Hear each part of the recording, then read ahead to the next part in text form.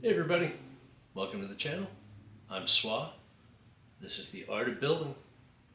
I'm going to look at a couple of hammers today and show you a little bit of a breakdown on basic chisel techniques, things you might look for in the hammers.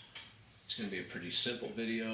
I'd like to get done with these and then get on to doing some other projects. I've got some things that I need to take care of around my house, and I thought maybe going through some of those would be helpful so people could see things that maybe they need to work on their own house.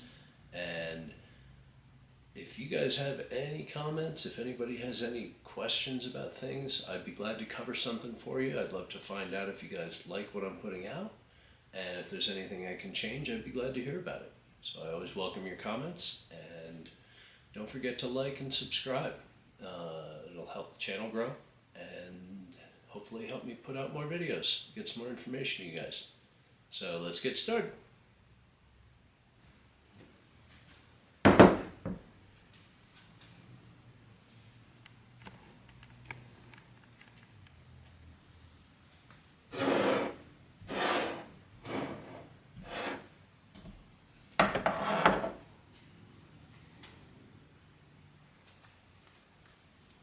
Okay, we're just going to take a look at a couple of hammers.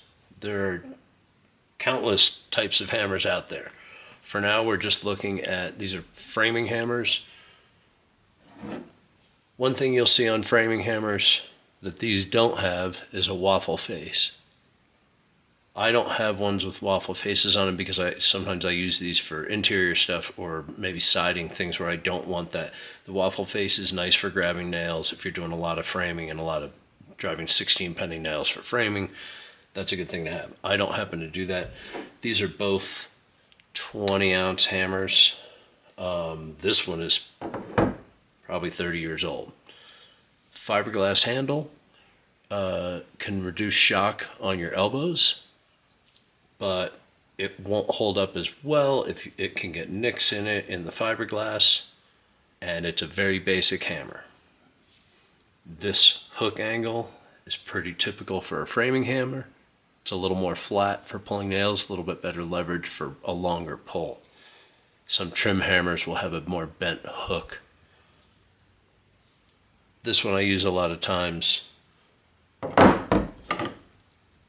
This is another hammer I picked up that is all metal shaft with a rubber handle over it. A little bit more shock on your elbow. I don't really notice it that much. Some people feel it way more than others. Again, smooth face on this one. One feature this has, it's got a little notch up here, groove, little magnet. It'll hold, that's a screw. It's mainly made to hold nails, but it works for screws as well. So if I don't have a hand free and I need to get this started, I get that stuck in there. Now I can grab my drill and drive that in with one hand, and I didn't have to hold it and hold my driver. Just in case you're working on a ladder, you're working on a tight spot and you can't get both hands in there, that can be pretty handy. Some hammers will have a side puller on them. That's really nice. It's good for leverage. These don't. I used to have one that had it and I lost the hammer. I just haven't gotten another one. There are all different kinds. You can get titanium heads that are really lightweight. Some people swear by them. I've never tried them. They're $200. A lot of hammers are going to be in the $40 range. So try a couple out, find one you like.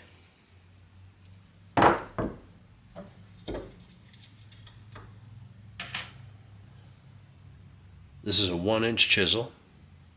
We're going to look at chopping a couple of lines with it. I did a sharpening video that'll show you how to get a really good edge on it. The reason you want that good edge is because it allows you to use it without a hammer if you need to shave sometimes. This chisel has a metal end on it. That metal end typically indicates a chisel that it's okay to use a metal hammer on. If this were plastic, I would not recommend a metal hammer. It can break the handle. A lot of times, if you have one that's just plastic or a wooden handle with no metal on it, I would recommend using more of a wooden mallet, something that's not going to damage it. If I use this on this, it's likely to chew up the face, which you can see has already been kind of beat up.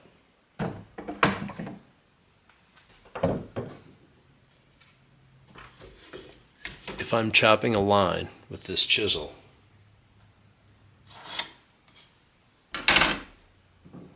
if I want to keep this board over here, and this is my waist on this side, what you do is line up the flat side of the chisel with the side that you want to keep, get it right on the line, I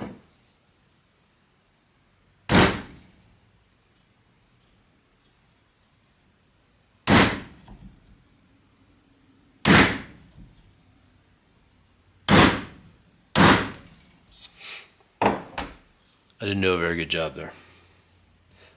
I don't like that little notch right there, but you get the idea. If I'm trying to chop and take some material out, if I just try to break this out, it'll tear all the grain out. So one thing I can do is go over here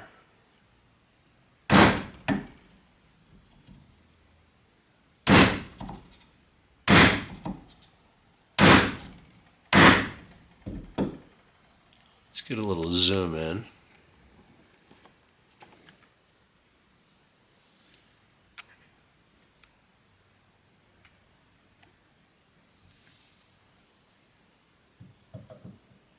Now I can chop it.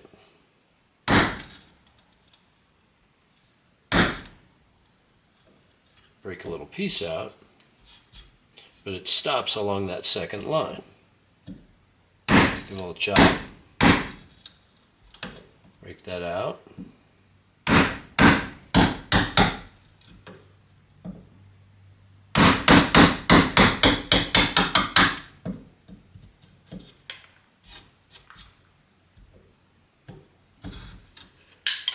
And that just shows how you can remove some material.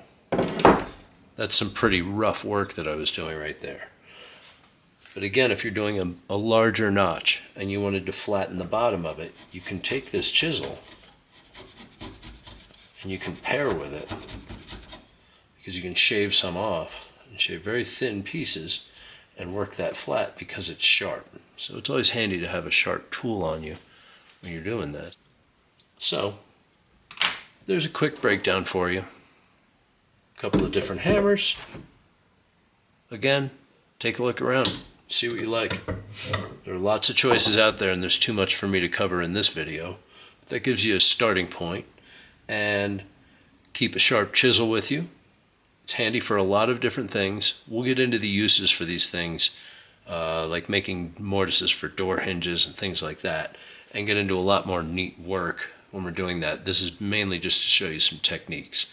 So hope that was helpful. Thanks for joining us, and hope you can join us for the next video. Take care.